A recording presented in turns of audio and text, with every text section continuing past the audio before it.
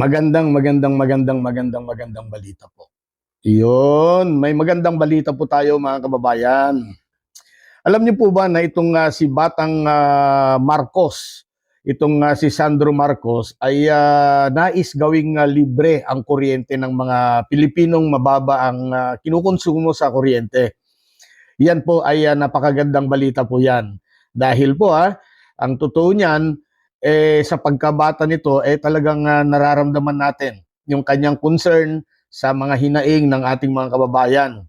Alam nyo, itong si Sandro Marcos, si Congressman Marcos, ay naghahin po ng bill sa House. Ano po? At ito po yung House Bill 2700 na naglalayong magbigay po ng libreng kuryente para sa mga pamilya na mababa po ang kinukonsumo sa elektrisidad. Napakaganda, no? Isipin po ninyo, si Bongbong Marcos ay walang katigil-tigil sa pag-iisip ng mga ganitong programa para makatulong sa bayan. At ganun din itong kanyang anak, wala ring inisip kundi ang kapakanan din ng ating mga kababayan. At sa ilalim po ng panukalan na yan, sasagutin po ng gobyerno sa pamamagitan po ng direktang subsidiya ang mga konsumo na pasok po sa itinakdang threshold.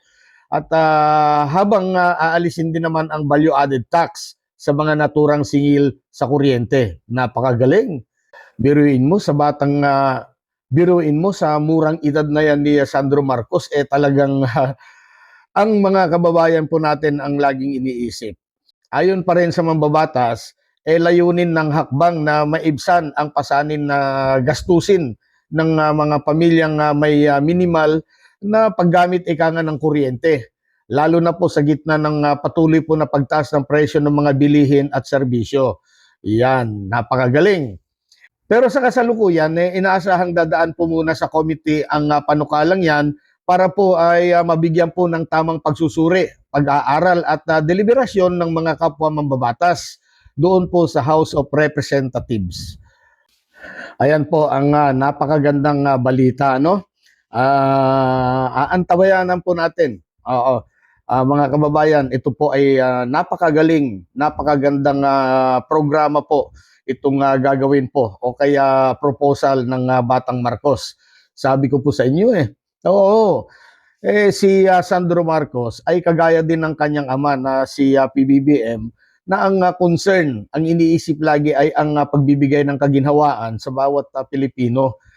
Kung ganyan ba naman lahat ng mga lingkod bayan natin, siguro napakasaya natin yung walang kumokontra, lahat sila ay nag-iisip ng ikagaganda ng bawat isa, ay nako, napakasarap ng buhay natin siguro sa Pilipinas. Oo. At pag nangyari yan, palagay ko naman mangyayari ito. Oo. At may tiwala tayo dito sa Batang Marcos na yan. Pag nangyari yan, gaya ng sabi ko, lahat po, makikinabang po ang lahat. Lahat na kumukonsumo po lamang ng mababang kuryente, wala po tayong info kung ano po yung sinasabi na mababang kuryente pero abangan po natin yan. Ano ngayon, mga DDS? Kahit mga DDS, oo. Lahat ng Pilipino, isama na natin yung mga DDS kasi mga Pilipino, mga kapatid pa rin natin Pilipino yan Lahat kayo dyan, kahit DDS kayo makikinabang. Huwag niyong sabihin na wala po kayong pakinabang po dyan. Oo, ganyan naman kasi mga DDS Oo, basta kumontra lang parang si Robin Padilla, 'di ba? Ang sabi ni Robin Padilla harangin daw niya ang pag-convene ng ng Senado para sa impeachment. Ganyan ang ugali ng mga DDS. Wala nang maganda, walang mabuti na ginagawang administrasyon kundi masama lahat. Mas nakakarami po sa atin mga kababayan ang mababa po ang konsumo sa kuryente. Kaya siguradong mas maraming magbebenepisyo po sa panukalang ito ni Congressman Sandro Marcos. Ang isa pang kagandahan po nito, sa totoo lang, maganda po ito. Magdudulot po ito ng maaring matuto tayong gumamit ng kuryente, yung sapat lang. Hindi tayo yung waldas. Maaring matuto tayong magtipid sa paggamit niyan dahil nga alam naman po natin marami po sa atin ang gustong malibre. Syempre kung gusto mo na malibre, di huwag kang lalagpas doon sa itinakdang baba ng kuryente na dapat gamitin, di ba? Bagay naman, malaking kahihiyan kay Marcoleta ito. Nako, Senator Marcoleta, ginamit pa tayong mga mahihirap para lang sa kanyang kampanya noong nakaraang eleksyon. Pero after niyang manalo, asa na tayo? Di nga. Di ba? Gabang lang tayo ng wala Aba, si Marcoleta talaga, oh.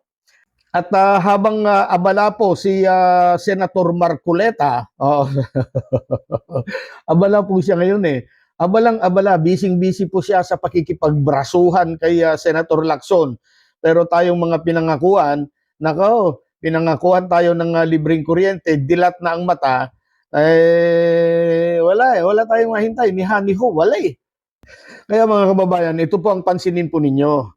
Oo, at pag-isipang mabuti, ano po, habang ang vice presidente natin ay nasa ibang bansa at walang tigil sa pagharap sa social media kung saan doon po siya nagpapaliwanag. Oo, pinapaliwanag yung mga issue na kanyang mga kinakaharap at kung saan masasabi natin na wala namang saysay yung kanyang mga paliwanag doon dahil hindi naman po official ang kanyang mga pinagsasabi, ang kanyang mga pinagdadaldal doon sa SOCMED, dahil hindi naman po sa SOCMED ang tamang venue para siya po ay sumagot ng patungkol dito sa mga aligasyon na binabato sa kanya. Samantalang si PBBM ay tuloy-tuloy lang ang trabaho at ang Batang Marcos naman, gaya ng sabi ko kanina, patuloy naman ang Batang Marcos sa paghahanap ng solusyon para mapakinabangan o kaya para sa kapakinabangan ng taong bayan. Kaya ako'y naniniwala po na itong si Congressman Sandro Marcos ay magiging isa rin. Oo, magiging isa rin po siya na pinakamagaling na pangulo ng bansa pagdating ng tamang oras at tamang edad. Kasi kulang pa po ng edad po itong si Congressman Sandro Marcos Hindi pa siya po pwede itong 2028. So, abangan natin, Oo. So, yun lamang po. Kayo po, ano po ang inyong masasabi po tungkol dyan? Sang-ayon po ba kayo sa aking sinabi? Kung sang-ayon po kayo, paki-comment naman. Kung hindi kayo sang-ayon, sige lang po. Karapatan po ninyo ang hindi sumang-ayon sa aking sinasabi. Dahil hindi ko naman po sinasabi na lahat ng sinasabi ko dito ay tama. Oo. Ayun lamang ay para sa aking sariling opinion. Maraming salamat po sa muling panonood.